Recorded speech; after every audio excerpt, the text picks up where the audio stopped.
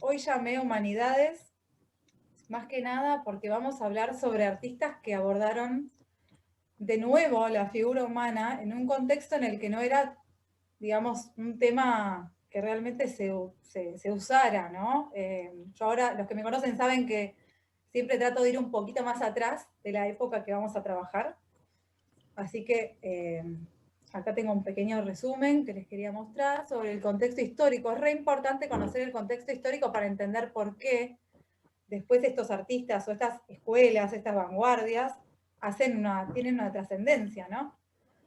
Entonces nosotros vamos a tener en la primera mitad del siglo XX las vanguardias artísticas en Europa, que son esos movimientos que rompen con la tradición, ¿no? Donde se empieza a pensar una nueva forma de hacer arte. Ahí vamos a tener el cubismo, el expresionismo, el surrealismo, todos los ismos, digamos, que generan quiebres en cómo tiene que usarse el arte de la vida, digamos, ¿no? Y en la segunda mitad, imagínense que pasan 2 guerras mundiales, se produce un quiebre muy fuerte después de la Segunda Guerra Mundial, que da la oportunidad para volver a repensar todo, ¿no? El mundo, los valores humanos e incluso también el rol del arte en comparación con la vida o junto a la vida, ¿no? Y estas vanguardias, estos movimientos que, digamos, se cuestionan todo esto, proponen nuevas formas de unir el arte con la vida y son formas muy distintas a las disciplinas clásicas, ¿no? A partir del siglo XX se producen todos estos movimientos de ruptura, ¿no? Que cuestionan la institución arte, cómo se hace arte y cómo se une el arte con la vida. De ahí tenemos todos los ismos, ¿no? Que todos reconocemos, o más la mayoría nos suenan, como el futurismo, el surrealismo, el cubismo, ¿no? Y también hay nuevas formas de hacer arte, ¿no? Ya va más allá de la obra bidimensional. Entonces, en esta época también es cuando empiezan a surgir la performance, que son estos artes como de acción, que a veces tienen guión y otras veces no, sorpresivos como los happenings, ¿no? Que son estos eventos que suceden y de los cuales finalmente solo tenemos un registro y si no estuvimos, no estuvimos. La instalación, que es un espacio generado para poder recorrer con el cuerpo. Y el arte conceptual, que es este arte que se inicia con Duchamp, donde es más importante la idea que el material o la producción con las manos del objeto de arte, ¿no? Entonces el objeto como que empieza a perder importancia. ¿Y qué es lo que pasa en pintura? En la segunda mitad del siglo XX, sobre todo en Estados Unidos, con muchísimos artistas que se van de Europa, por supuesto, se exilian o se van porque no tienen cómo reconstruir su mundo, empiezan a darle valor de nuevo a la pintura, ¿no? Y la pintura que empieza a crecer es la pintura abstracta, es pintura que no tiene relación ni conexión con la realidad y donde lo más importante para esa pintura abstracta va a ser el gesto del artista, como que se va a volver al artista como genio, el artista en su estudio, solo, con la tela tirada en el piso como Pollock, chorreándola, o con telas enormes que hay que llenar con brochazos, porque ese es como un gesto vital, ¿no? Eso es como el paso de la persona por la obra, ¿no? Y justamente, como siempre decimos, hay movimientos y contramovimientos, ¿no? Hay movimientos que enfatizan el movimiento anterior y movimientos que rompen con el movimiento que está en boga, digamos. Nosotros vamos a tener, por un lado, el expresionismo abstracto, que es esa pintura que yo le decía, telas muy grandes, con chorreados, ¿no? O con pintura de color puro, el arte conceptual, donde me importa más que el objeto, la idea, o sea, lo que yo pensé que va a ser la obra, y el minimalismo. Y contra esto vamos a tener a la Escuela de Londres, que vamos a ver bastantes artistas hoy de la Escuela de Londres, la nueva figuración y el realismo, que son artistas que vuelven a la figuración, vuelven a mostrar la realidad, vuelven a pintar la realidad. Lo van a hacer de una forma muy particular. Ahora vamos a ver un poco, ahí está. Acá pueden ver un poco la tendencia que había en el arte en los años 40, ¿no? Esto fue un boom total, de hecho de ahí se dice que empieza como la burbuja del arte contemporáneo, ¿no? Como que a ver quién paga más la obra, cuánto más cara se puede vender. Como les contaba, es abstracción pura porque no parte de absolutamente nada real, lo más importante es como la materialidad, o sea, el material mismo, y cómo fluye sobre la tela. Y es muy importante el gesto del artista, ¿no? El artista que pasa por la tela y deja evidencia de que alguien pasó por ahí, ¿no? Entonces, bueno, vamos a tener, por ejemplo, a Jackson Pollock y Lee Krasner, que eran pareja, que ellos van a trabajar de estos modos, y también, que esta es la pintura de acción, ¿no? Es mi cuerpo se mueve alrededor de la tela y produce el gesto. Y también va a haber otra tendencia, que son los campos de color, la color field painting, donde va a trabajar Rothko, que va a hacer estas vibraciones cromáticas, que las telas son tan enormes que nosotros es como que nos metemos ahí adentro, ¿no? En esos campos de color y vibramos con esos colores. Esta es la tendencia general que desde Estados Unidos se abre a Europa también. Y en Europa va a haber también un nuevo surgimiento que va a ser el realismo, pero va a ir por otro lado. Nosotros vamos a trabajar, sobre todo, con artistas de Estados Unidos y de Inglaterra, que en realidad volvieron a la figura humana, ¿no? A pintar retratos. Que eso es algo que realmente, nada, es súper clásico, ¿no? Entonces, fíjense, después de medio siglo volvemos, ¿no?, a mostrar la figura humana. Ese es el contexto en el que se va a dar, por lo menos la obra de estos artistas que les voy a mostrar hoy, y vamos a llegar hasta el arte contemporáneo. Así que vamos a empezar con Edward Hopper, más que nada porque es uno de los primeritos que trabajó. Sobre todo de una manera más clásica, ¿no? Si se quiere. Me gusta, en cada presentación del artista yo les voy a mostrar cómo está trabajando en su estudio, porque para mí eso habla mucho de lo que vamos a ver después, de la pintura. Como saben, yo me enfoco más que nada en el proceso creativo y en el pensamiento del artista, más que la biografía o los años o cuándo se mudó a una ciudad a otra, porque como artista me parece que eso es muy jugoso y es como lo que finalmente nos deja entrar, ¿no?, un poco más allá de la imagen. Hopper se formó en Estados Unidos, en Nueva York, estudió en la Escuela de Arte de Nueva York, y más que nada toda su vida tuvo que trabajar de ilustrador para sobrevivir. Es un artista que en vida no tuvo grandes, digamos, no tuvo retrospectivas, no tuvo grandes homenajes. Su obra se empieza a valorizar recién cuando él se muere, gracias a su mujer, Joan Ibison, que también era artista, y llevó un registro muy bueno de su obra, y fue quien impulsó después que se viera la obra de él, que se valorizara, ¿no? Él dice, el gran arte es la expresión externa de la vida interior del artista, y esta vida interior producirá su visión personal del mundo. Ninguna hábil invención puede reemplazar el elemento esencial de la imaginación. Una de las debilidades de gran parte del arte abstracto es el intento de reemplazar la concepción de la imaginación privada por inventos del intelecto humano. Acá lo que él está haciendo es criticando no solo al expresionismo abstracto, que es lo que estaba de moda, sino también al arte conceptual, ¿no? Porque está hablando de intelecto, ¿no? Esto es, la obra de él supuestamente está basada en la imaginación. Ahora yo les voy a contar cómo él trabajaba y van a ver que tampoco es tan así. Pero bueno, tampoco tenemos tanto registro de palabras de él, porque era un artista, la verdad, muy discreto, y que no daba grandes entrevistas, no se hizo ver. Fue un artista que trabajó en Nueva York y también tenía una casita de veraneo en Cape Cod, y eso es todo.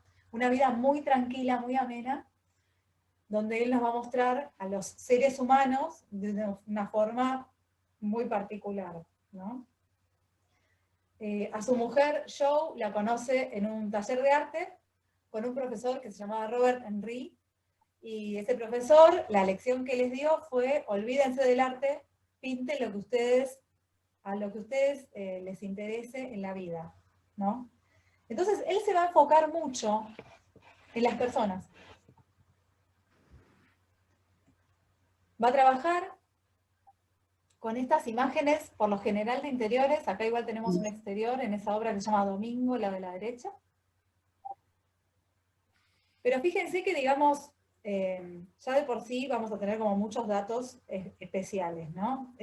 Sobre el proceso creativo lo que les puedo contar, que esto me pareció alucinante y yo no tenía ni idea, es que él antes de ir a la tela, lo que hacía era escribir en un cuaderno cómo iba a ser la escena. Ahí está la imaginación, ¿sí? La imaginación está escribo en mi boceto. Me imagino una persona sentada en un café por la noche, no sabemos igual si es de noche, los reflejos de la luz dan así, ella va bien vestida, ¿sí? Y después hacía bocetos y dibujos que eran muy similares a un storyboard, que es como se presenta, como uno imagina que se va a desarrollar una escena en el cine. Y es que en Edward Hopper la influencia del cine va a ser muy fuerte y viceversa. Él también va a influir mucho en el cine, sobre todo por el tema de la luz, ¿no? Fíjense, la luz de la obra El Autómata es muy particular, es muy fría, ¿no? Es como muy, realmente nos sentimos como que estamos dentro de ese café, que no hay nadie alrededor, que ella está absolutamente sola. Y fíjense que es una luz blanca, ¿no? Incluso la de Domingo, la del cuadro de la derecha, aunque sea una luz solar, la luz solar en Hopper va a ser una luz blanca, no va a ser una luz amarilla. Entonces, eso lo que va a hacer es que va a hacer que los colores sean como más ácidos, ¿no? Van a ser colores fríos, ¿sí? Aunque esté trabajando con cálidos, la luz es fría.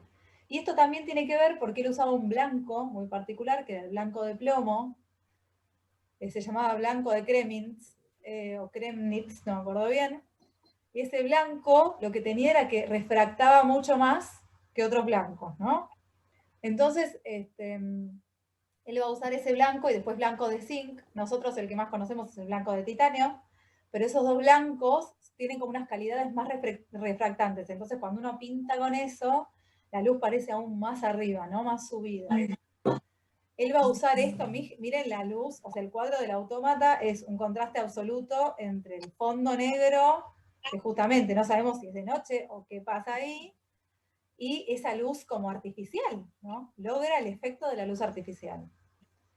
Se dice que estos barcitos en realidad se llaman automats, son unos barcitos que usaban mucho las mujeres trabajadoras, por ejemplo, cuando terminaban su trabajo, se tomaban un café ahí, y no hay ni siquiera mesero, o sea, uno va y pone una fichita en una máquina que te da el café, ¿no? Entonces la soledad es como tremendamente absoluta en esta imagen.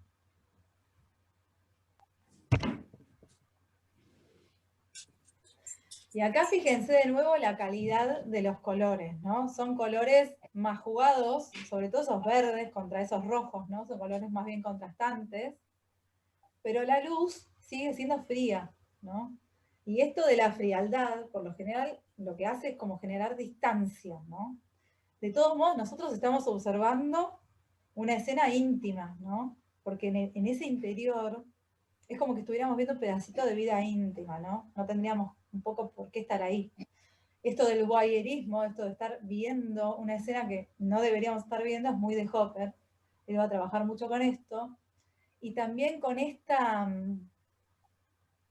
como con esta melancolía, ¿no? Con esta nostalgia, tristeza, no sé, llámelo como quieran. Pero fíjense la fecha de la obra, ¿no? Y también no olviden que estamos trabajando, estamos en esta época en Estados Unidos después de la Gran Depresión, ¿no? Entonces, todo eso que viene sucediendo, que genera un clima en la sociedad, él lo está registrando en su pintura. Pintó exteriores también, pero sobre todo son exteriores donde por ahí hay una casa con un terreno baldío alrededor donde no hay nada, o colinas con unas casitas en donde no hay nadie, absolutamente nadie, y después en algunos exteriores, que acá en Gasolina está pasando eso, donde pasa esto de las luces raras, ¿no? Porque tenemos este ocaso, o amanecer, no sabemos, es como un horario difuso del día, y esto de la luz que sale del local, que también se refleja en el piso, es como que no terminamos como de encajar qué está pasando, ¿no? Y la persona siempre nos lleva a tomar a nosotros nos pone en el lugar de esa persona que está en la obra, ¿no? En los tamaños, en las dimensiones de los espacios, ¿no? Esta podríamos decir que es la obra más famosa de Hopper, y acá me gustó que encontré cuáles habían sido los elementos de las notas, ¿no? Que habían tomado. Y acá para Nighthawks, que son halcones nocturnos, o sea, noctámbulos, gente noctámbula, él escribió: noche más interior brillante de un restaurante barato. Objetos brillantes, encimera de madera de cerezo, más parte superior de taburetes circundantes. Luz en los tanques de metal en la parte trasera derecha. Vayan mirando a ver si vamos cotejando. Azulejos verde jade sobre 3/4 de lienzo. En la base del vidrio de la ventana que se curva en la esquina. Paredes claras, puerta opaca amarilla ocre de la cocina de la derecha. Acá, como ven, digamos, esto que contábamos, ¿no? La imaginación es un poco conceptual también la obra, podríamos decir, de Hopper, porque la imaginación está antes que la pintura. O sea, él ya se hizo una idea de qué es lo que va a pintar y encima lo detalla previamente, ¿no? Incluso decide los colores, decide cómo va a entrar la luz, ¿no? Es muy fuerte. Y fíjense de nuevo los personajes. Acá tenemos más personajes, pero ¿qué es lo que pasa? Estos personajes es como que no tuvieran conexión entre sí. Tenemos a un hombre de espalda que está totalmente solo, y después la gente, las personas, no se están mirando entre ellas. Entonces es como que no hay conexión igual. Por otro lado, este local no tiene puerta, ¿no? Es como si estuvieran encerrados en una pecera o algo así. Y la luz es bien nocturna, ¿no? Es esto de como de que debe ser medianoche y no hay nadie en la calle, y nos lleva específicamente a la situación de ciudad. Además de esto que les cuento de la Gran Depresión en Estados Unidos, lo que pasa con la obra de Hopper también es que de alguna manera nos lleva a un lugar a donde todos estuvimos, ¿no? A ese lugar de recogimiento o de como de volver a nosotros para pensar algunas cosas, o de desconectarnos un poco con la realidad, ¿no? Nos desconectamos con la realidad y nos desconectamos de los otros también, a su vez, ¿no? Eso va a estar presente en sus obras, y miren estas, donde me encantó porque hace poco leí una entrevista ahí en Mañana en Cape Cod, que es la de la derecha. Su mujer, Joe, dice, bueno, para mí ella es una mujer, que es ella misma, de hecho, Joe es como la modelo de estas dos obras. Ella dice, bueno, para mí es una mujer que está mirando por la ventana, a ver, viendo cómo está el clima para ver si puede colgar la ropa, por ejemplo. Y él le dice, yo simplemente pensé en una mujer mirando por la ventana. Como que él era acotado, digamos, no solo como en las ideas, o sea, estaba muy preocupado por la imagen. No estaba preocupado por la historia de la imagen, ¿no? Es como más trascendental, es como un estado, lo que está pintando es un estado. Es una forma de estar en el mundo. Entonces, sus personas, que por lo general tienen una ventana donde sacar sus sentimientos, sus emociones o sus pensamientos, están en un estado como de nada, ¿no? Es un poco fuerte porque un poco nos lleva como a un lugar así de nostalgia, ¿no? Bueno, también de eso, de recogimiento y de pensamiento, ¿no?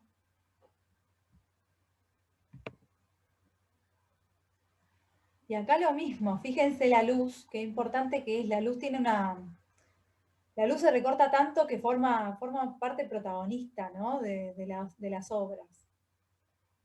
Estas luces son en una cafetería. Fíjense que los dos personajes, ninguno de los dos se mira entre sí. Está cada uno en su propio mundo. Están alienados de los demás, ¿no? Y están metidos en sus propios pensamientos. Y por fuera la ciudad, de nuevo, desértica, ¿no? La ciudad vacía.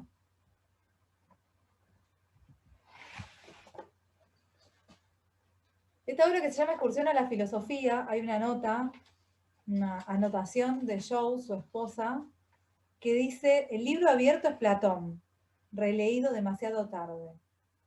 Y no sé si ustedes sabían que Platón, el mito de la caverna de Platón, dice que en realidad el arte y en realidad el mundo tangible, en realidad es como una copia falsa de la realidad que está en el mundo de las ideas, ¿no? Entonces, en el mito de las cavernas, las sombras que las personas que están adentro de la caverna ven recortadas sobre la luz, esas sombras como que son, en realidad son o sea, es el objeto falso, es el engaño, ¿no?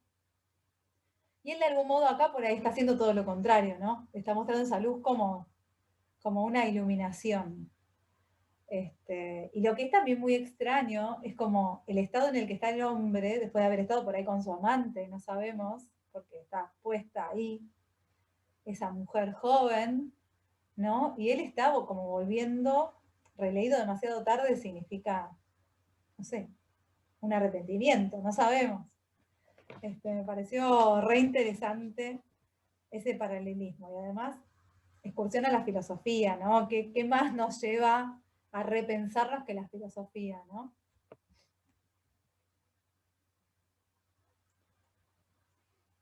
Acá hay una frase que les quiero leer que me gustó mucho, donde él dice, mi objetivo en la pintura ha sido siempre la transcripción más exacta posible de mis más íntimas impresiones de la naturaleza.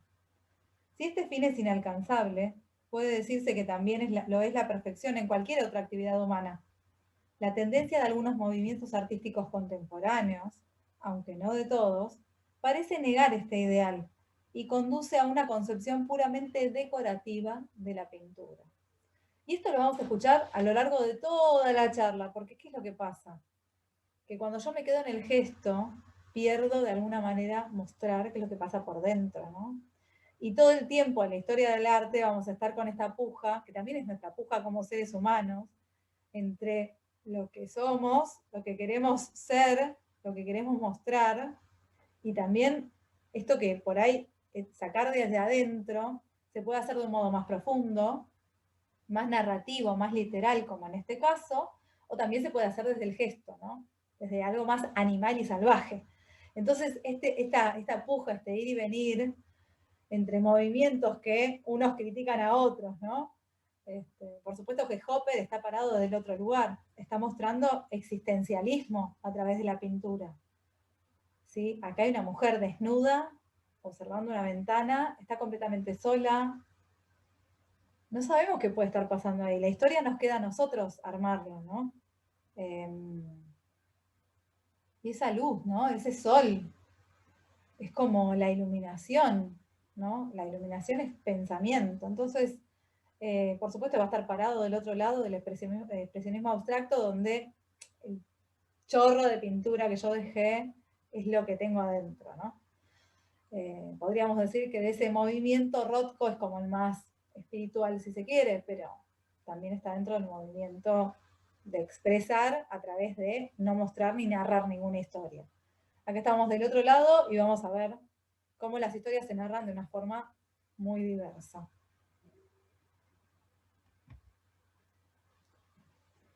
Si pudiera decirlo con palabras, no habría ninguna razón para pintarlo. Eso me parece maravilloso, porque ¿qué es lo que pasa?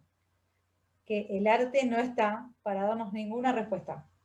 Solo nos hace preguntas, nos hace cuestionarnos, nos hace repensarnos. Ese es el objetivo, así que me parece que por fuera de lo que es la pintura, el arte en general, si pudiéramos expresarlo de otro modo, de otra forma, no tendríamos por qué hacer arte. Así que me gustó esa frase para cerrar la parte de Hopper. Y ahora nos vamos a meter con otra forma de representar al ser humano, con Lucian Freud, que es un artista inglés, nacido en Berlín. Él es el nieto de Sigmund, justamente. Y él nació en 1922 y en el 33, con 11 años, su familia se mudó a Inglaterra, así que a partir de ahí él se quedó en Londres. Y cuando era chico, estudió con un artista que le decía que un retrato debe ser revelador hasta el punto de parecer indecente. Y esta frase que lo pinta entero, que dice, ¿qué pido del arte? Pido que asombre, que perturbe, que seduzca, que convenza. La tarea del artista es incomodar a los seres humanos. Prepárense para estar incómodos. Acá arrancamos con Lucian Freud, que en sus inicios tuvo una etapa surrealista, como pueden ver, hombre con pluma. Es un autorretrato donde está él con unas figuras muy extrañas en el piso que no tenemos ni idea qué son, y otras dos figuras en las ventanitas del fondo que tampoco se sabe qué son. Son obras pintadas con pintura muy fina, con, o sea, capas de pintura, se las llama veladuras en pintura, son muchas capas de pintura diluida, muy suaves y con pinceles suaves que no dejan rastro, ¿no? Acá hay un cierto ya una tendencia a un realismo más fuerte, pero siguen siendo como interpretaciones muy, muy distintas de algo real, ¿no? Él no está buscando lo académico, es como una forma de representar distinta. Y esto de el retratado con el animal va a pasar muy seguido. Por lo general, él retrataba personas con sus mascotas. Siempre del natural, o sea, las invitaba a las personas a su estudio y tenían por ahí que estar meses todos los días posando para él. Eso es también una particularidad. Y estos tonos neutros que también van a ir cambiando a lo largo del tiempo, ¿no? Y va a volver a la figura humana Lucian Freud, tanto como Francis Bacon y Paula Rego, que son los tres artistas que vamos a ver a continuación, formaban parte de la Escuela de Londres, que fue un grupo de artistas que, bueno, volvieron a la figuración, volvieron a representar la realidad, un poco contraponiéndose justamente al movimiento que estaba de moda, que fue el expresionismo abstracto, y también contra el arte conceptual, porque encima ya se está mostrando carne, ¿no? Personas, figuras en un espacio. Y Lucian Freud lo va a hacer de una forma muy íntima y un poco desgarradora también, es como muy fuerte. Él va a terminar como deformando de alguna manera las imágenes. Fíjense en el autorretrato de la izquierda, que lo que vemos es pura pincelada, ¿no? Lo mismo que a la derecha, o sea, si quieren hacer un recorrido del gesto, lo van a encontrar. Esto es puro color, o sea, esto es como el trabajo del color y la luz es lo que transforma eso en un volumen, ¿sí? Entonces, esta voluptuosidad de la piel va a estar muy presente en Freud. Él particularmente va a hacer muy bien esto. Bueno, esto que les decía de los puntos de vista me encanta, me parece súper contemporáneo. Ahí puso un espejo y mientras se miraba a él, miraba a sus hijos, no sé cómo fue que hizo esta obra, pero es rarísima. Y el hombre pelirrojo en una silla es un artista también, Tom Behrens, que era amigo de ellos, pero fíjense también, ¿quién se va a sentar así arriba de una silla con ese punto de vista, no? Y recuerden que esto él lo pinta del natural, o sea, está mirando a Tom Behrens sentado en esa silla así, con todos los trapos sucios que tenía en su estudio, ¿no? Él tenía dos estudios, uno para trabajar de noche y otro de día.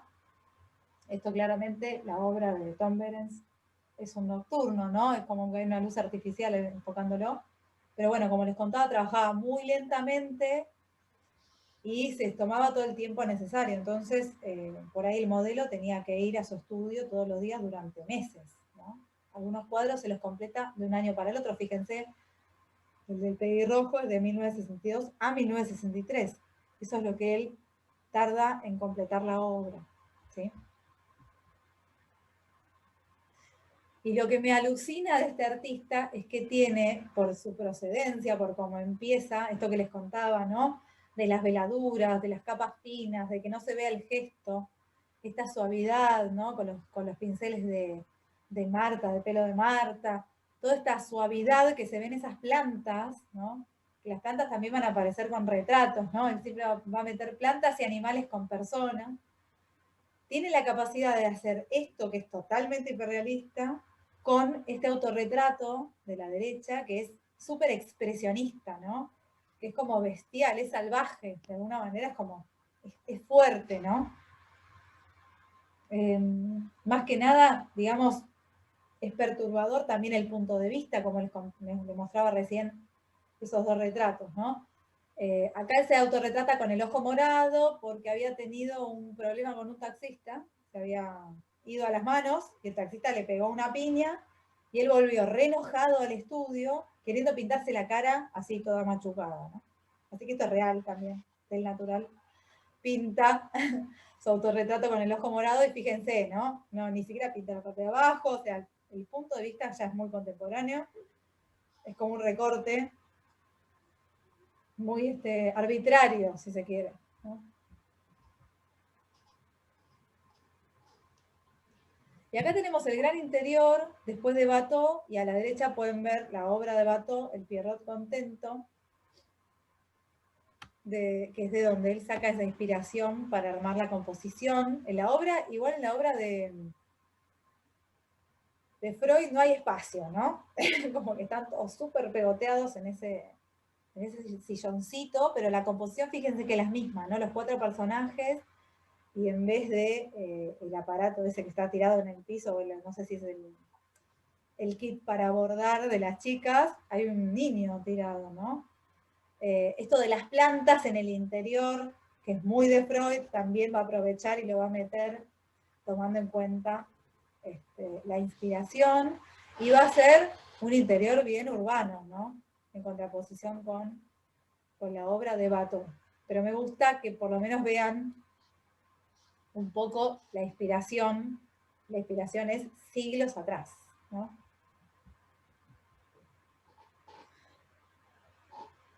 Y Freud tuvo reconocimiento en vida, un gran reconocimiento en vida, de hecho ganaba muchísimo dinero, y todo ese dinero él se lo gastaba, ¿no? Lo gastaba en apuestas de caballos, amaba los caballos, le encantaban, entonces iba a las carreras y se gastaba todo lo que podía en eso, porque le encantaba no tener nada, ¿no? Le encantaba como, digamos, si tenía sus pinceles, tenía su estudio, tenía con qué trabajar, ya está, y todo lo demás se lo gastaba, en este sentido como muy tremendo. Y bueno, y los últimos años de su vida un poco estaba frustrado porque no tenía forma de gastar toda la plata que ganaba, ¿no? Acá fue convocado por la reina Isabel II para hacerle retrato, y fíjense el tamaño que tiene la obra original, ¿no? Es un retrato hiper pequeñito, y bueno, hiperrealista, ¿no? No hay idealismo en la obra de Freud, eso es súper interesante, ¿no? Y esto de la lentitud con la que pintaba, también está bueno tener en cuenta que eres el nieto de Sigmund, ¿no? Que es como que de alguna manera con tantas horas con este vínculo tan extraño que se genera con los modelos, termina siendo un trabajo psicológico, ¿no? Él termina seguramente captando la psicología de sus retratados con tantas horas como de contacto, ¿no? De vínculo. Y retrató a la madre hay muchísimos retratos de la madre del artista. Él tenía una relación muy particular con su mamá lo sobreprotegía y lo agobiaba, ¿no? Entonces él aprovechó para ir mostrándola. Y lo que es increíble también un poco de los retratos de Freud, son estas miradas perdidas, ¿no? Que me hacen conectar de nuevo con Hopper. Están en su propio mundo, evaden la mirada de quien está mirando, ¿no? Están en otra, están en otra situación, están en otro lado, ¿no? Van a ver que eso es un tema que se repite como en casi todos este, en casi todos sus retratos. Y el tema de los desnudos también es súper interesante en Freud, porque son desnudos donde tampoco hay idealización de la figura, él pinta lo que ve, y las posturas en que pide a sus modelos que se pongan son personas que están como despatarradas, ¿no? Están como en descanso, a él le gustaba pintar a las personas en descanso. Y siempre elegía personas que él quería para pintar. De hecho, la mujer del desnudo es Kate Moss, la modelo, que ella le pide a él que la pinte. estaba embarazada de su primer hijo, así que fíjense la pancita, ¿no? El sexo, está todo pintado, digamos, sin buscar lo sensual, sino más bien mostrando la intimidad de lo que es la carne humana, ¿no? El cuerpo humano. Todo flota y cae como tiene que caer, no hay idealización, ¿no? Eso es como lo más interesante de Freud, les diría. Y después fíjense la mirada, ¿no? De nuevo, esas miradas que rehuyen a la nuestra, ¿no? O sea, ella no está mirándonos. Así que bueno, eso es súper interesante en Freud. Y el autorretrato de la derecha, ¿no? De nuevo, este juego, esto que les comentaba, ¿no? Que tiene la posibilidad de trabajar de una manera muy depurada, muy fina, con un acabado casi perfecto, y también tiene la posibilidad de expresar, ¿no? Acá a la derecha, fíjense la cantidad de material que tiene esta pintura, ¿no? Es como súper pesada y no tiene nada que ver tampoco con el retrato, con el desnudo que estamos viendo a la izquierda. David Hockney, que fue uno de sus retratados, también es un pintor increíble, bastante más joven que él, formó parte de un documental que hicieron, y él ahí dice, bueno, si él hubiera querido trabajar más rápido, podría haber tenido, por ejemplo, unos colores armados con antelación, pero eso hubiera sido para la pintura, no sé si hubiera sido bueno para él, como que formaba parte de su trabajo, por ahí generar este vínculo de horas y horas con las personas a las que retrataba, ¿no? Eso es súper interesante. Y también va a usar para sus cuerpos, para el brillo del cuerpo, el blanco de plomo. Vuelve a aparecer el blanco de plomo que habíamos comentado con Hopper. Hay un momento que la Unión Europea lo quiere sacar del mercado al blanco de plomo por su toxicidad, y Freud se compra todos los pomos que existen en Inglaterra más o menos antes de que eso pase. Porque de nuevo, esto de la refracción de la luz, ¿no? Que con pequeños golpes quedaba como perlado y refractaba la luz, entonces la luminosidad es súper fuerte y es distinta a todo, ¿no? Y estos son Eli y David. David fue por 20 años asistente de Freud hasta su muerte. Y aparece en 7 obras. Fue modelo en 7 pinturas de Lucian y generó un vínculo muy particular con él. Eli es el perro de David, así que por eso ahí lo muestra. Y fíjense de nuevo el tema de las manchas, ¿no? Y de la expresión, de cómo vemos el gesto igual, pero también vemos a una persona común y corriente, ¿no? Como que en los retratos de él hay personas como nosotros, ¿no? Entonces, pienso yo que su obra se acerca bastante a una percepción humana más contemporánea, ¿no? Y dice, mi idea sobre el retrato proviene de la insatisfacción que siento por los retratos que se parecen a la gente.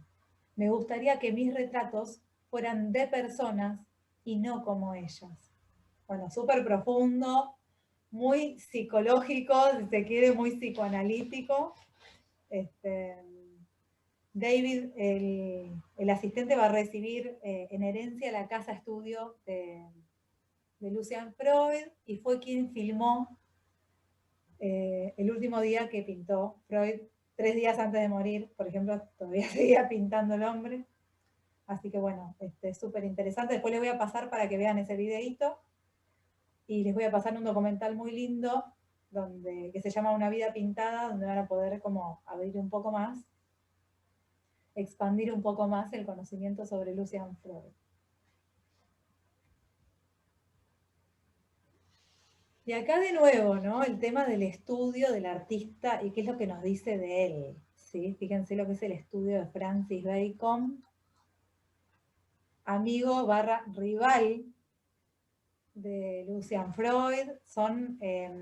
Podríamos decir que Bacon es el artista que impulsa a Freud de alguna manera como a romper esto del dibujo perfecto, ¿no? Del acabado perfecto, y es que lo impulsa a trabajar de una manera más expresiva. Y de Freud, ¿qué es lo que pasa con Bacon? Específicamente, él es como que toda su vida va a luchar o va a batallar con una infancia dura en su obra. acá tengo para mostrarles justamente unas obras de Picasso. Bacon va a nacer en una familia muy conservadora, puritana, con un padre militar, que él nace en Dublín, pero están siempre entre Dublín y Londres, ¿no? Por el padre. Se trasladan constantemente, entonces él nunca termina de afianzar vínculos con chicos de su edad cuando es chico, y además tenía un asma que tenían que como bajar con morfinas y se sentía muy mal, entonces por ahí no tenía permitido ir al colegio. Realmente lo vinculaba, era un chico muy tímido, muy ensimismado, y toda la vida él va a crecer como saliéndose de eso, ¿no? Intentando salir. Él fue abiertamente homosexual y de hecho su papá lo echa de casa un día que lo encuentra con un sirviente que ayudaba con los caballos en la casa, en la cama vestido de mujer, ¿no? O sea que él a los 16 años ya está solo por su cuenta, va a pasar por Berlín, donde va a conocer lo que es la violencia en la calle, digamos, y va a conocer también el cine. Y el cine va a estar muy presente en la obra de Bacon, pero de una forma muy distinta a la de Hopper, ¿no? Bacon no se va a enfocar en la luz, sino que se va a enfocar en la expresión. Y estas bañistas de Picasso va a ser como la primera influencia para que él empiece a pensar en pintar, ¿no? Él va a ver una muestra en una galería en París en 1927 y va a decir, ¿qué pasa si yo me pongo a pintar? Y acá les puse la crucifixión porque esas figuras antropomórficas, ¿no? De alguna manera me llevan a la síntesis que él hace en su pintura, que es muy, muy particular. Y que deviene poco a poco en esto. Él no tiene una formación académica, va a trabajar siempre medio por su cuenta, y de manera informal va a empezar a aprender las técnicas de la pintura, ¿no? Entonces, él va a empezar a pintar y va a destruir muchas de las obras cuando piensa que no tienen el nivel que él desea, ¿no? Les voy a leer un poquito de lo que él comenta sobre su forma de trabajar, que es lo que me parece más interesante, y dice así: no he dibujado nunca. Empiezo directamente sobre la tela. Ataco de inmediato la tela. Dibujo quizás con la pintura, pero si dibujara, las imágenes no saldrían iguales para mí, porque el dibujo es muy cerebral. Para usar realmente el dibujo hay que tener una noción exacta de lo que se quiere hacer, y yo me fijo más bien que si funciona la cosa que me viene. Yo lo llamo accidente. Cuando empiezo a pintar, y no hablo de retratos, tengo una cierta idea de lo que querré hacer, pero pintando, esta idea cambia continuamente y las imágenes van apareciendo. Me vienen sin saber qué son. Si me gustan las conservo y si no las rechazo. Ya que las imágenes llegan por accidente, por lo que yo llamo accidente, y el accidente no funciona siempre, me siento forzado. Hago la pintura para mí mismo. Espero siempre que me excite. Esto de excitarse con la pintura, esto de ir cambiando sobre la marcha, quienes pintan acá, después me van a contar si no es así, que empezamos con una idea y después esa idea va mutando y se va transformando en otra cosa que no tiene nada que ver. A eso es a lo que Bacon llama accidente. Él no está trabajando con una concepción previa y siempre va a trabajar un poco con el mismo tema, que es un poco también medio existencial. Va a trabajar un poco con el horror, con el miedo, con la carne, ¿no? Con todo eso que, con el deseo, con la pulsión erótica, ¿no? Con un montón de cosas que realmente nos hacen humanos, pero de un lugar más salvaje, ¿no? Más animal. Y estas bocas que gritan un poco proceden también del tema del cine. Él va a ver la película El acorazado Potemkin, donde hay una escena que hay una enfermera que se le quiebra en el ojo un anteojo y sangra, y el still, o sea, el momento, es la cara de esa enfermera con la sangre gritando, ¿no? Y esa boca que grita, que es el horror en general, en Bacon va a aparecer muy seguido. Él dice que es con esta obra que comienza su carrera plástica, ¿no? Y fíjense el año, estamos atravesando la Segunda Guerra Mundial, ¿sí? Entonces, el horror es el horror del mundo, ¿sí? Es algo más grande que todo esto. Y lo de la crucifixión le sirve como excusa para empezar. Pero en realidad no está trabajando en eso, está trabajando en lo que nos hace humanos, ¿no? Y él no va a trabajar casi nunca del natural, él va a trabajar siempre a través de fotografías o de cine. Él dice que trabaja siempre a partir de su imaginación. Con Velázquez va a tener un amor muy particular, sobre todo con esta obra, que él va a producir pinturas una y otra vez, va a estudiar, va a haber muchos estudios sobre esta obra, que se va a ir deshaciendo, ¿no?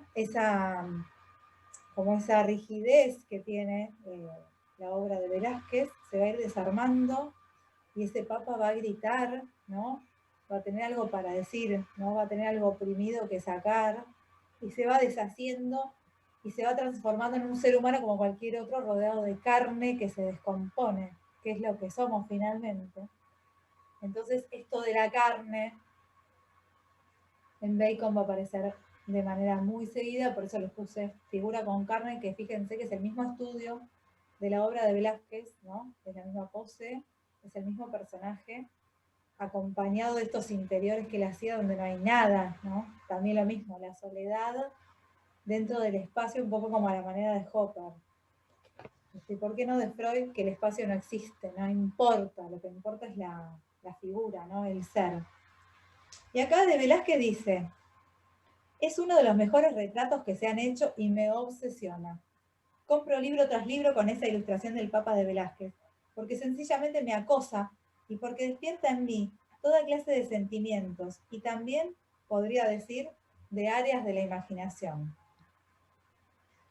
Para él la pintura es como lo que pasa directamente al sistema nervioso, ¿no? O sea, él imagina algo y lo empieza a poner en la tela y a partir de ahí, bueno, es todo nervio, ¿no? Hay que sacar. También puede ser sublimación. Y esto de la carne, fíjense, que puede haber también de uno de sus artistas favoritos, que es Rembrandt, una cierta influencia. Le puse el de Sutin, porque Sutin es expresionismo alemán, que también estos son artistas que se basan mucho en el expresionismo, están sacando de adentro una percepción del humano en el mundo, ¿no? De la persona plantada en el mundo. Así que me pareció que tenía mucho que ver y aparte a mí me llegó directamente ahí.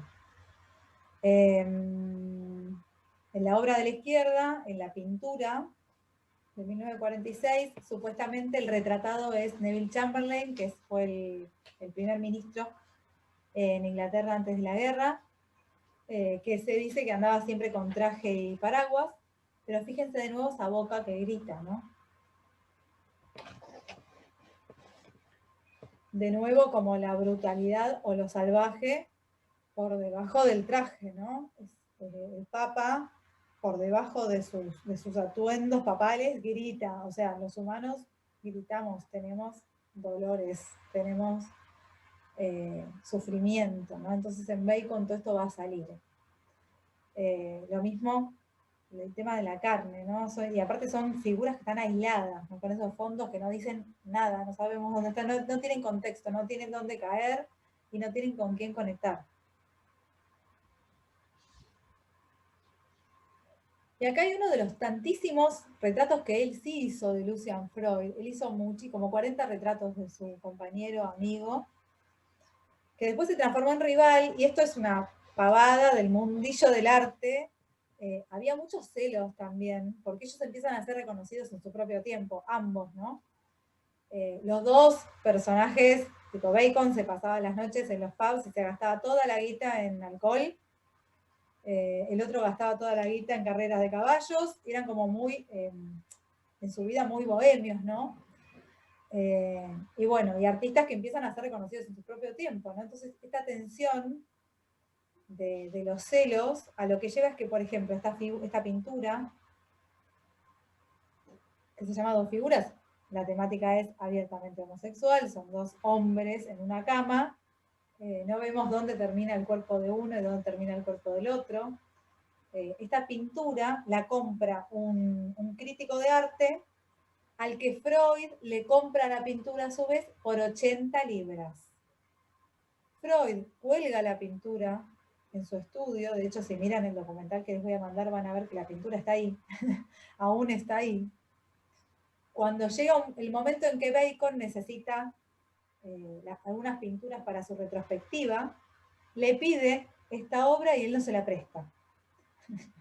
Y a partir de ahí se enfría la relación, era como lo que necesitaban para enfriar la relación y se alejan.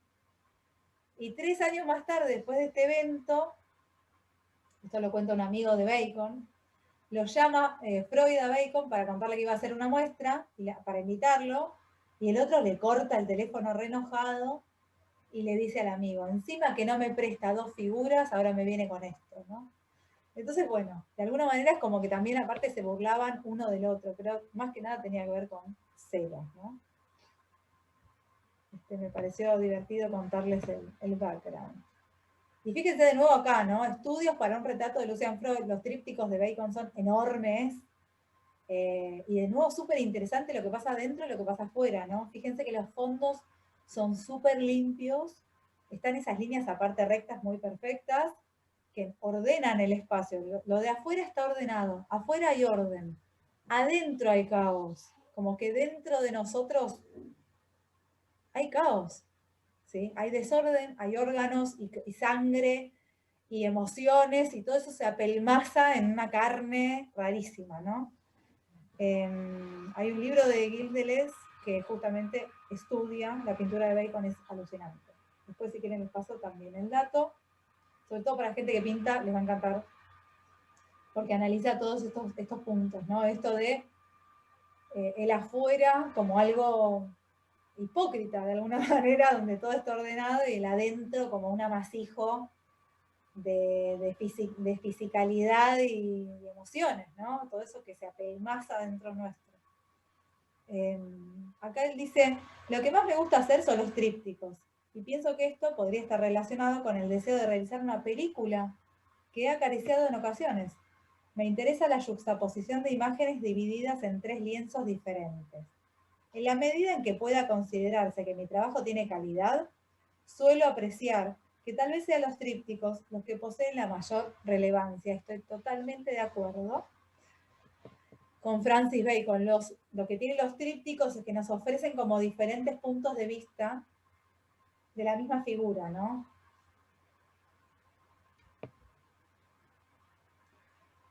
Y este es George Dyer, que fue uno de sus amantes. Con todos sus amantes tuvo relaciones como muy tempestuosas, ¿no? Muy de amor-odio.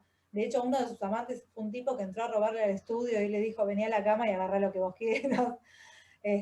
Como que además como que eran hombres que lo maltrataban o que vivían de él, ¿no?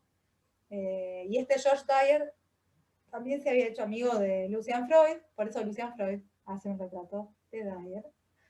De alguna manera lo toma como un respiro de Bacon, ¿no? Y acá lo trágico es que George Dyer se suicida y Bacon, la única forma que tiene de plasmar ese dolor es justamente haciendo un retrato de él, George Dyer hablando. Fíjense cómo la figura, de nuevo en estos espacios súper determinados, y por dentro esto de todo este movimiento que sucede dentro, se transforma en papeles blancos, ¿no? En papeles vacíos, en hojas en blanco.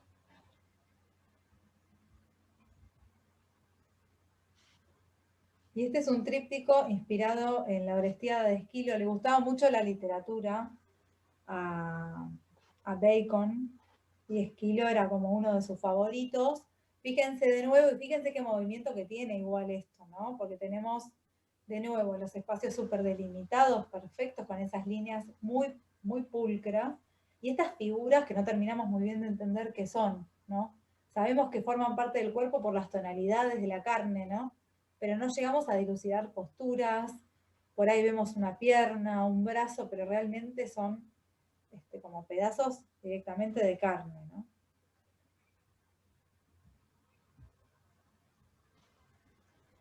Y acá en una entrevista él dice hacer una imagen con el cuerpo es carne, y le preguntan, ¿habla de su arte como accidente? ¿Piensa lo mismo de su vida? Sí, es un accidente. Como no soy nada religioso, creo que nacemos y morimos, y entre el nacimiento y la muerte se puede llegar a hacer algo interesante para uno mismo y de vez en cuando para los otros. Resulta que Francis Bacon, digamos, justamente juega todo el tiempo con esa tensión de que la vida es lo que sucede entre que nacemos y morimos. En el medio, amasijo y confusión, ¿no? Esto de que somos complejos, él lo refleja de esta forma, encuentra esta forma. Y también tengo una frase sobre el arte abstracto, que dice, el arte abstracto no me ha interesado nunca, porque creo que no puede convertirse en nada más que en decoración. De nuevo, esto que decíamos de estos artistas consideran que el expresionismo es decoración. Puede ser muy bonita la pintura abstracta, pero nunca es verdad. No toca nada y simplemente es decoración. Yo y la vida que he vivido acabamos inspirando más curiosidad que mi obra. A veces cuando pienso en ello, preferiría que todo lo que se sabe de mí explotase y desapareciera al morir. Como ven, quedó su obra y seguimos hablando de su obra más que de todas las locuras que cometió en vida. Así que funcionó. Es uno de los artistas que se considera más relevante en esta mitad de siglo. Así que espero que lo disfruten tanto como yo. Murió en Madrid en el 92 por un ataque cardíaco, dejando una obra alucinante para seguir mirando también.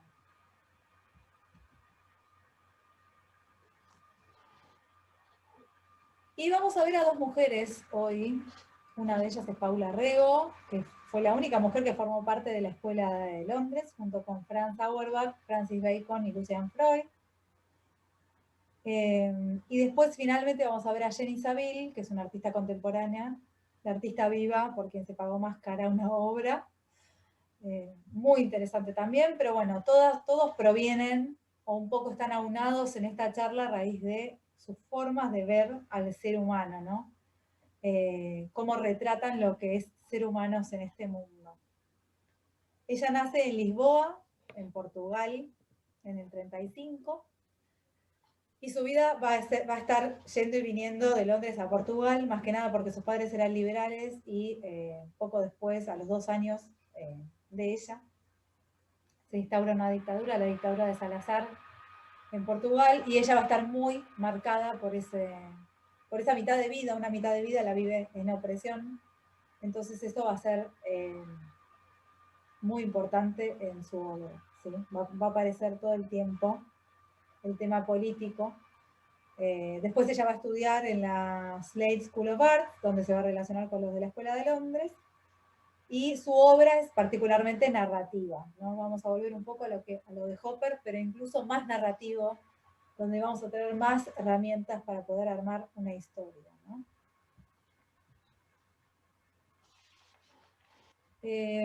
Paula Rego no solo es una artista, una pintora y una grabadora excelente, dibujante excelente, sino que además es una gran conocedora de historias populares, cuentos populares de Europa, por ejemplo los de Andersen, los de los Grimm, sino también de cuentos populares portugueses, ¿no? Y va a utilizar toda esta información que en realidad le llega a ella por su infancia. Ella es prácticamente cuidada y criada por abuelos, ya que sus padres andaban escapando todo el tiempo de la dictadura. Y también había una criada en su casa, una criada antigua de su mamá, que cuando la llevaba a la cama le contaba estas historias populares, ¿no? Esto va a ser súper importante en la obra de Paula Rego porque ella va a retomar esas historias y las va a reinterpretar, las va a mostrar de otra forma. Fíjense acá en esta obra, Las criadas, cómo podemos ver a una señora y su hija, aparentemente, siendo contenidas y mimadas por esas mujeres, ¿no? El tema de la mujer también va a ser muy importante. Y el tema de haber vivido en una situación donde los derechos están limitados también va a ser muy importante en la obra de ella. Ella dice que desde muy chica sintió el miedo y el miedo va a aparecer en su obra también. Dice, era un miedo a despertar y oír los pasos de la muerte caminando por el pasillo junto a tu habitación. Y te levantás, corres a la pieza de tus padres y la muerte llega y se acuesta con todos nosotros. Dice que el miedo es una cosa permanente que no pasa, ¿no? A ella un poco con las historias que le contaba esta mujer, se le pasaba el miedo y por eso es como una mezcla de las dos cosas que son experiencias personales que van a aparecer plasmadas en sus obras.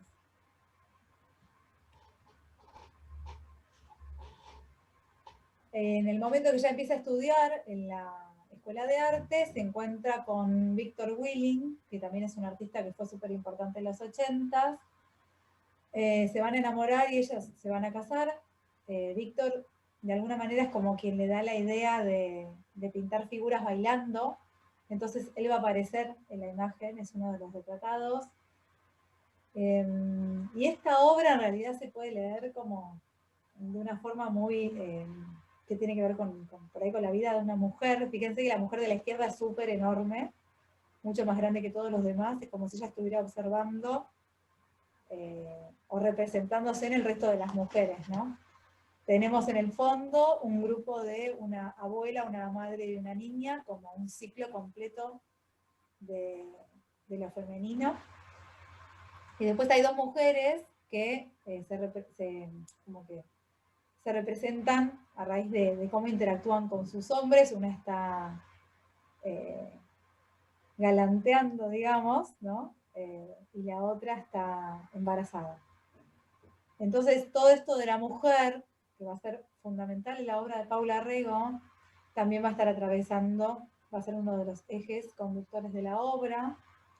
Un especialista en cultura portuguesa dice que la figura del fondo, que es medio amenazante, fíjense, es uno de los fuertes que se usaba que era un centro de detención y tortura en la época de Salazar. Así que no sería raro que aparezca esto en la obra de Paula Rego, que es autobiográfica también, ¿no?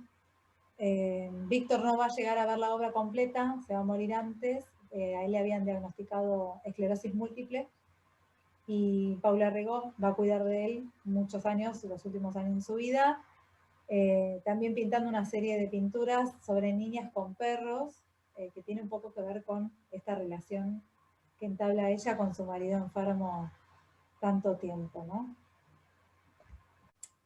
Paula Rego va a tener este desafío en su vida con su pareja, que él va a estar, bueno, va a estar diagnosticado de esclerosis múltiple y ella lo va a cuidar hasta el final de la vida. Él también era pintor, un pintor importante, que de alguna manera le terminan dando más importancia a la obra de ella.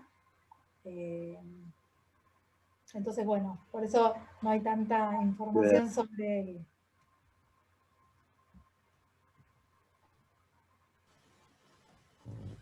Y la verdad es que su obra es narrativa, ¿sí? Porque podemos armar una historia, ¿no? Acá tenemos mucha más información que con Bacon y Freud, por ejemplo. Acá tenemos información, tenemos símbolos, tenemos un espacio determinado, y una forma, ¿no? Hay como una interacción entre los personajes de las obras, ¿no? Esta pintura es un hombre que a merced de esa mujer y de esa niña está siendo desvestido, o vestido, no sabemos, que también un poco se relaciona bueno, con esto que les contaba del marido de ella, ¿no? Que ella cuida de él, lo tiene que vestir, desvestir, llevar al baño, bueno. Un poco es eso. Esta obra se iba a llamar Cuando Lázaro se levanta. Fíjense que la cama está deshecha. Finalmente una amiga le dice, no, ponele la familia porque eso aplica a todo. Y hay una niña en la ventana rezando, ¿no? Es como que de alguna manera representa esa situación, la situación que ella vive con su marido, ¿no? Después acá en el fondo hay un mueblecito. En este mueblecito tenemos como más información todavía. Y acá tenemos, por ejemplo, acá está San Jorge matando al dragón y Juana de Arco, ¿no? Los está mirando. San Jorge matando al dragón es el bien ganándole al mal, ¿sí? Y acá abajo, en este mueblecito, tenemos la imagen del zorro y la cigüeña, ¿no? Esto que les contaba de las historias populares, las fábulas. Paula Rego lo va a usar mucho en su obra, y ya vamos a ver cómo, ¿no? En la fábula de la cigüeña y el lobo, la cigüeña ayuda al lobo a sacarle un hueso de la garganta, jugándose el pellejo, ¿no? Porque después el lobo se la puede comer. Entonces, bueno, esto este simbolismo en esta escena podría utilizarse también, ¿no? Como que podríamos pensar incluso, bueno, si estos hombres son amenazantes para las chicas, ellas ahora lo tienen a su merced, ¿no?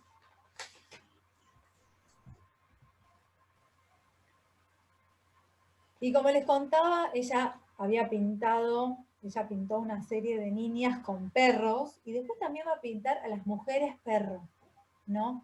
Es como que ella se va a salir de la forma adecuada de representar a la mujer, con toda esa belleza sutil y liviana, ella va como a masculinizar bastante sus figuras, van a ser figuras muy sólidas, muy monumentales, y a su vez las va a tratar también como si fueran animales, ¿no? Que, de nuevo, volvemos a esto de lo salvaje dentro nuestro, ¿no? Entonces va a haber una serie de mujeres perro, que ella la va a trabajar con pastel. A ella le gusta mucho Eso es dibujar, un y con el tutú. dibujo uno puede ser incisivo, ¿no? Es como un Con la tutú pintura eso. es como que uno puede ser suave, digamos, tiene un elemento que es como suave, ¿no? Y con el dibujo, con el pastel, uno puede ser incisivo incluso por dentro de la figura. Entonces también se va a especializar en esta técnica, ¿sí? Y esa mujer perro tiene un platito de comida y está durmiendo sobre el tapado del dueño, ¿no? Que de nuevo, como ella hizo su representación de las niñas con los perros, estas niñas que cuidaban a los perritos, que es un poco la situación de ella con su marido, acá también está como el duelo, ¿no? Ella está durmiendo sobre el tapado del dueño. Después tenemos a las avestruces bailarinas, que va a ser también toda una serie, sobre una escena de la película Fantasía de Disney. Esto, Fer, a mi tía Fer, la voy a mandar específicamente a que mire esta serie de pinturas que son alucinantes, donde de nuevo no son para nada el biotipo o la forma de representar a las mujeres del ballet, ¿no? Son como muy potentes, muy fuertes y muy monumentales, ¿no? Estas figuras. Y se comportan de una manera que no es la correcta, por así decirlo, ¿no? En su obra, Paula Rego va a cuestionar todo lo convencional, desde, digamos, va a cuestionar los valores de la sociedad burguesa, ¿sí? La familia, la religión, el Estado, todo eso va a estar cuestionado en la obra de ella. Y fíjense acá en estas Blancanieves, ¿no? Tenemos a Blancanieves jugando con los trofeos de su padre, que está jugando, o sea, es una niña jugando con una cabeza de un animal, ¿no? Su padre el cazador. Y después también tenemos otro trofeo que es una mujer directamente, ¿no? Tenemos esta mujer pequeñita, que es otro trofeo. Y la de Blancanieves y su madrastra, de nuevo, ¿no? Esta mujer que con desprecio le saca o le pone las bombachas a la niña, que sabemos que es Blancanieves simplemente porque ella mantiene de alguna manera el vestido, ¿no? Clásico. Pero bueno, está muy lejos del ideal de belleza de Disney. Y por otro lado, también esto de Blancanieves, que es como que ayuda a hablar sobre las desigualdades entre las mujeres de una misma familia o de diferentes generaciones, ¿no? Esta niña que es tratada, que parece una adulta y es tratada como si fuera una niña, ¿no? Que también es como un poco lo que el patriarcado hace con las mujeres. Esto de tratarlas como si fueran niñitas indefensas, ¿no?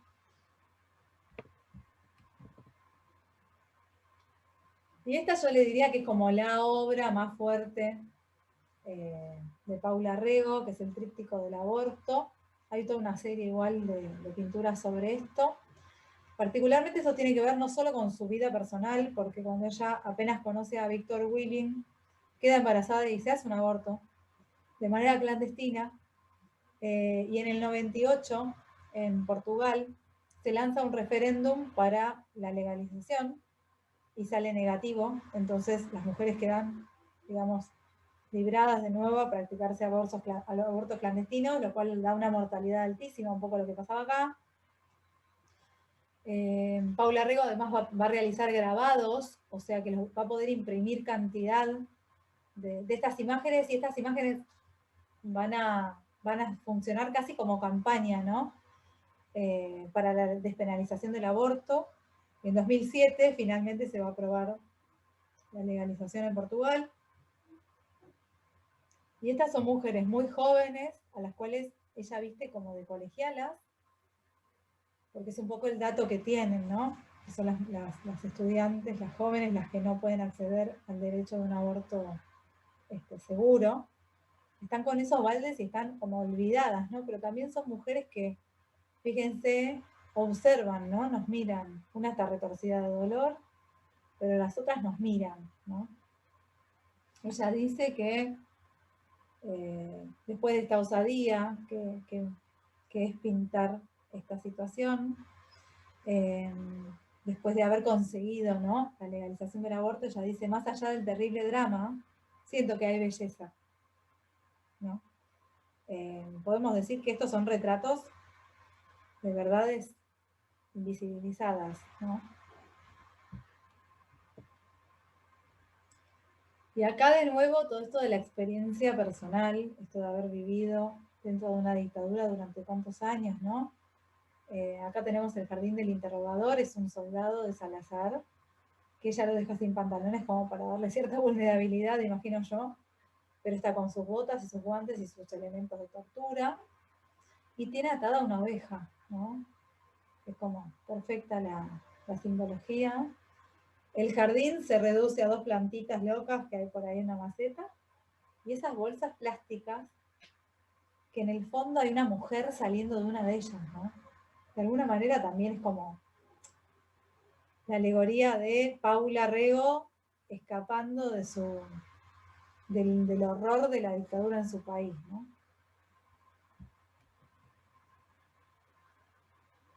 Y también va a haber mucho sobre animales, ¿no? Sobre todo en los primeros años, eso yo no se los estoy mostrando, por eso les muestro esta imagen. Ella trabaja en su taller, también del natural, pero armando unos muñecos rarísimos, que los va a empezar ella los va a copiar, ¿no? Y entonces, por ejemplo, de acá, bueno, una de sus grandes influencias es James Ensor, que es previo al expresionismo alemán.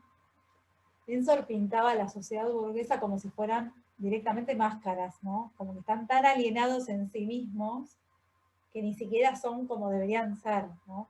Son esqueletos y son muertos en vida, ¿sí? Esa es la crítica que le hace a su sociedad. Y acá en una entrevista le preguntan, ¿no? ¿Qué le impulsó a hacer máscaras y figuras escultóricas, además de la influencia de James Ensor, para incluirlas en sus cuadros? Ayudada por su yerno, el artista Ron Mueck. Si no lo conocen, vayan a verlo, es un artista, un escultor hiperrealista, que realiza sus esculturas en unas escalas enormes, entonces es muy, muy raro, porque uno por ahí entra a una sala y ve a una pareja durmiendo en tamaño pero descomunal y totalmente real, ¿no?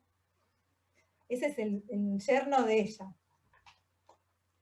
Y ella dice, Ron, el yerno, hizo un Pinocho que fue muy útil. Hice que posase como Gepetto lavando a su Pinocho, pero normalmente hago yo misma las figuras, o las hace Lila, que es su ayudante. Las utilizo como si fuesen personas o personajes. Mi nieta Carmen hizo un esqueleto para el colegio, un esqueleto con tacones que tiene mucho éxito. A la gente que viene al estudio es lo que más le gusta. También he hecho sirenas feas que utilicé en un cuadro. Compro muñecas viejas. Hice una exposición de ellas basándome en los cuentos de hadas que había investigado. Había una hada fea, estaba el gato con botas y cosas así. Siempre me han encantado los bordados y la tapicería. Es muy importante que ella pinta al natural, pero personajes fabricados por ella, ¿no? Son personajes extraños. Fíjense que acá en la guerra, ¿no? Tenemos estos conejos antropomorfizados, ¿no? Son personas conejos.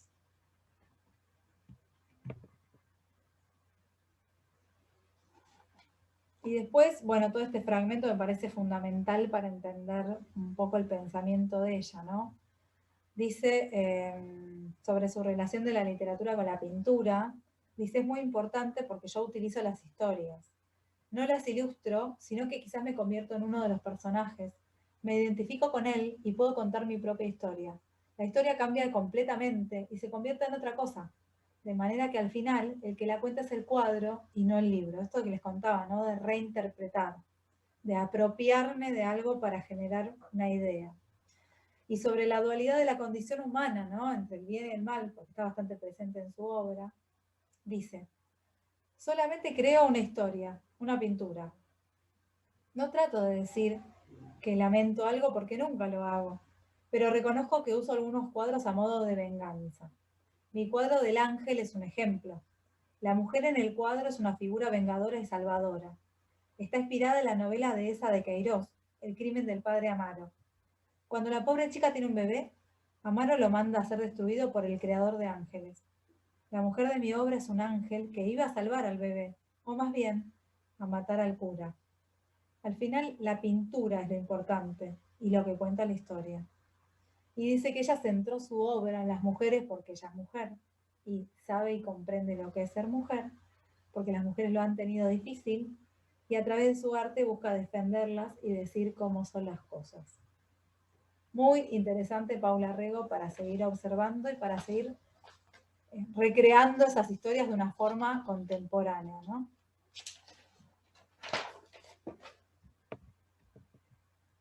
Y vamos a ir con la última artista, que es una artista nacida en 1970, hipercontemporánea, que cumplió 50 añitos hace poco, el año pasado.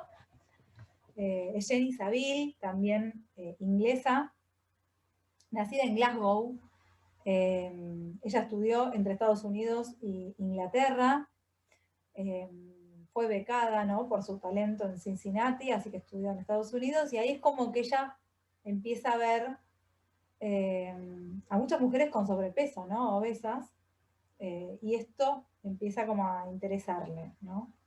Ese estudio, no solo de la imperfección o del sobrepeso, el estudio del cuerpo en sí mismo, sino también del impacto que tiene en la sociedad de hoy día, ¿no? Y esto, por supuesto, va a ser también atravesado por el tema de las cirugías plásticas, que también tienen sus implicaciones sociales, ¿no? Esto de vernos de una forma, ¿no? Ella va a trabajar también con el cuerpo, un poco a la forma de Lucien Freud, pero con un peso más grande, ¿no? Ella va a estar trabajando no tanto desde lo psicológico individual, sino desde lo psicológico social, ¿no? Se va a tomar a sí misma como modelo, pero no por autorretratarse, sino más bien como excusa, ¿no? Como que si ella sirve a su arte, eso está bien. Jenny Saville va a tener un tío que cuando ella era chica le enseña a dibujar como los grandes maestros, por eso ella también consigue esas becas, ¿no?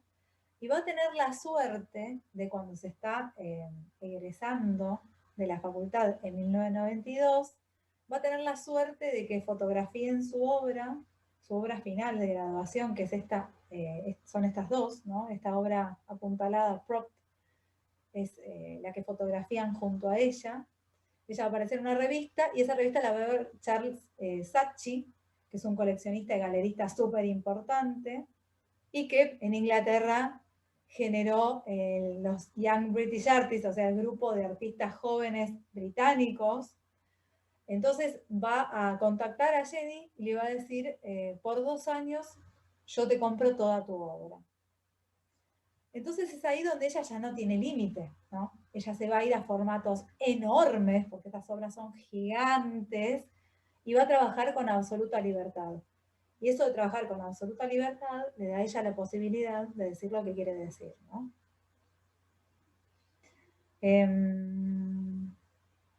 Estas pinturas grotescas, donde aparte no tenemos escapatoria porque no hay aire, no puedo mirar otra cosa que no sea ese cuerpo totalmente deformado. Estas pinturas van a ser como el primer puntapié para lo que es la obra de Jenny Saville, o por lo que la vamos a conocer, ¿no? Fíjense estos retratos y fíjense la forma de pintar. De nuevo tenemos mancha, acá hay espatulado, estos colores blancos, ¿no? De nuevo el tema del blanco como algo súper luminoso. Acá no tenemos escapatoria porque una de las figuras nos mira y nos mete directamente dentro del cuadro, pero fíjense la soltura con que ella pinta dentro las figuras, ¿no? También un poco la manera de Bacon, ¿no? Esto de formar también por dentro, ¿no? Que por dentro también haya como explosión, explosividad. Ella va a tener una experiencia cuando termina su formación académica, que como se va a interesar por esto del impacto que tiene el cómo nos vemos en la sociedad, va a trabajar con un cirujano plástico en quirófano y va a observar toda esta transformación que sufre el cuerpo, que puede ser cortado, estirado, aplastado, movida una parte por otra. Va a trabajar sobre, o sea, va a ver toda esa plasticidad y la sangre y todo eso, ella lo va a incluir en su obra. También va a trabajar, por supuesto, observando cadáveres en la morgue y cuerpos de animales. Pero también, como tiene esto, también va a tener un estudio muy importante de obras clásicas, ¿no? De la escultura griega y romana, y también del Renacimiento, ¿no? Donde el Renacimiento es uno de los momentos de máximo humanismo de la historia, ¿no? En el arte, el Renacimiento el eje pasa de Dios al ser humano, ¿sí? El humano es el eje de toda producción artística. Así que ella va a tomar esas ideas, ¿no? Y va a pintar como ellos, digamos, va a estructurar la imagen así, como si fuera renacentista. Y también va a buscar la forma de que eso, que somos carne, ¿no? De los puntos de vista, las perspectivas, van a tener que ver con que esa carne también cuelgue, ¿no? Entonces, fíjense acá, lo que tenemos directamente es como el cachete, un cachete caído, se va a interesar como por eso, ¿no? Yo saqué, la verdad, lo que a mí más me interesa de ella, que son bastantes pensamientos, ¿no? Y me gustó este que les voy a leer. Dice, me gusta incluirlo todo, incluso mostrar la tristeza o la violencia. Cuando creo una obra, me propongo abarcar el mundo entero, no quiero excluir nada. Creo firmemente que tengo que seguir mi instinto. Las mejores obras las he hecho gracias a él. Cuando intento ser inteligente o demasiado analítica, no sale bien. Mientras trabajo, no me hago demasiadas preguntas porque me guío por mi instinto, que contiene una verdad que es mayor que la verdad a la que estoy intentando llegar con un análisis excesivo de lo que sea. Es una lección que aprendí muy pronto. Hay verdades que son más grandes que el conocimiento. No tiene mucho sentido excederse en el análisis o la crítica. Entonces no hay riesgo. Me gustan el riesgo, el cambio y la transformación. Lo que engrandece el arte que creás. Trasciende la razón. Eso es lo que intentás alcanzar, la verdad más allá de la razón. Porque si lo pudieses escribir o lo pudieses decir, no necesitarías hacerlo. Que es un poco conectando de nuevo con el inicio de la charla, ¿no? Lo que decía Hopper. Si lo podés describir con palabras, ¿para qué lo pintás? ¿No? Y esta es una serie que produce con Glenn Lookford, que es un cineasta y fotógrafo de modas, donde va a explorar de nuevo esto de la desnudez, esto de lo que se puede realizar, ¿no? Con la piel y con el cuerpo, lo flexible y lo maleable que es ese cuerpo, que se puede cortar, desarmar y volver a armar, ¿no? Acá de nuevo la modelo es ella, pero esta vez se va a basar en fotografías, bueno, de ella. Y ella va a hablar de estas pinturas como paisajes de cuerpos, ¿no? Va a mostrar esta carnalidad que muchas veces es incómoda, ¿no? Es como un peso que llevamos encima.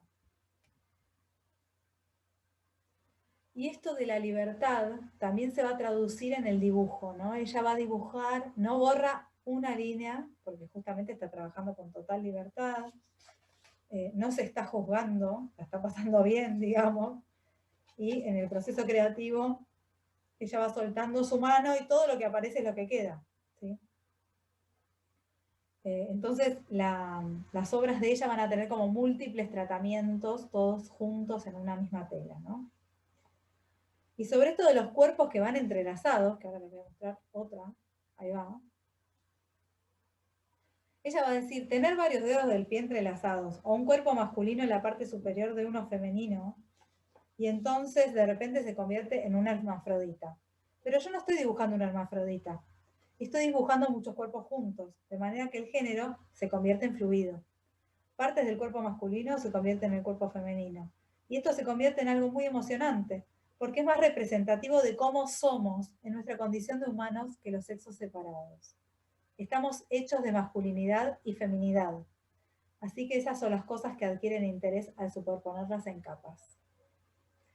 Ella está pensando al ser humano en una posibilidad más abierta que se parece mucho más a nuestra contemporaneidad, ¿no? Está pensando en incluir todo, que es lo que dice justamente. Estas son telas enormes, ¿sí? Para que tengan una idea. Y fíjense acá Byzantium, esa cara como que es bien de una escultura griega, claramente. El dorado es propio de los iconos de la época bizantina. Y esto es como una piedad, ¿no? Es una piedad de Cristo, ¿no? Pero transformada en algo como mucho más virulento, ¿no? Mucho más fuerte. Y fíjense los destinos rojos, lo mismo, las manchas, ¿no? Como ella chorrea, lo que queda, queda, ¿no? Es como una mezcla por ahí del expresionismo que criticaban los anteriores, junto con realismo, ¿no? Esto de la multiplicidad. Y fíjense, estas son obras del año pasado, presentadas en noviembre del año pasado en la Galería Gagosian, donde expone estas obras pintadas en cuarentena. Y les voy a leer lo último sobre ella, que dice así. Desde muy joven soy consciente de que llegará un día en que estaré bajo tierra. Seré polvo, no seré nada. Por lo tanto, ¿qué riesgo hay? ¿Que te juzguen? ¿Que mi cuerpo es feo? Esas cosas no me importan. Me importa intentar utilizar mi capacidad como ser humano. Se trata de la identidad humana. Si miras los enanos de Velázquez, ves una identidad que atraviesa a toda la humanidad.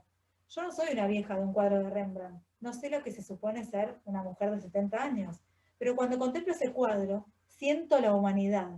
Así es como lo he contemplado. Si mi cuerpo me ofrece la capacidad de hacer algo interesante, uso mi propio cuerpo. Si no, trabajo con otra persona.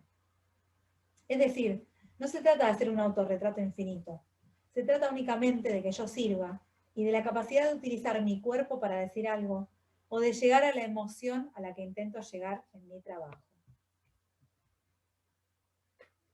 Y sobre lo que consiste ser artista dice, yo diría que la capacidad de tener libertad es fundamental. Creo firmemente en la imaginación y la inventiva. Es una combinación de factores que incluyen la humildad, un trabajo increíblemente duro. Se tarda mucho en adquirir maestría, sea de la clase que sea.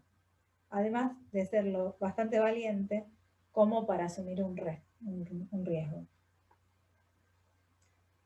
Así que ahí tienen la visión de Jenny Saville sobre lo que el arte debe ser, que en realidad es tratar de exponer lo que es el ser humano, que es tanto fragmentación como multiplicidad. Es carne y al mismo tiempo es psique, porque toda esa carne está impactada por lo que la sociedad o la cultura hacen de ella, ¿no? Me parece súper interesante también para seguir mirando, sobre todo porque está viva y porque sigue produciendo. Fíjense este autorretrato, que es con el que cierra la muestra de ella del año pasado en Gagosian, este autorretrato llamado Virtual, ¿no? Esto del mundo a través de la pantalla, que es lo que se nos presenta en esta realidad.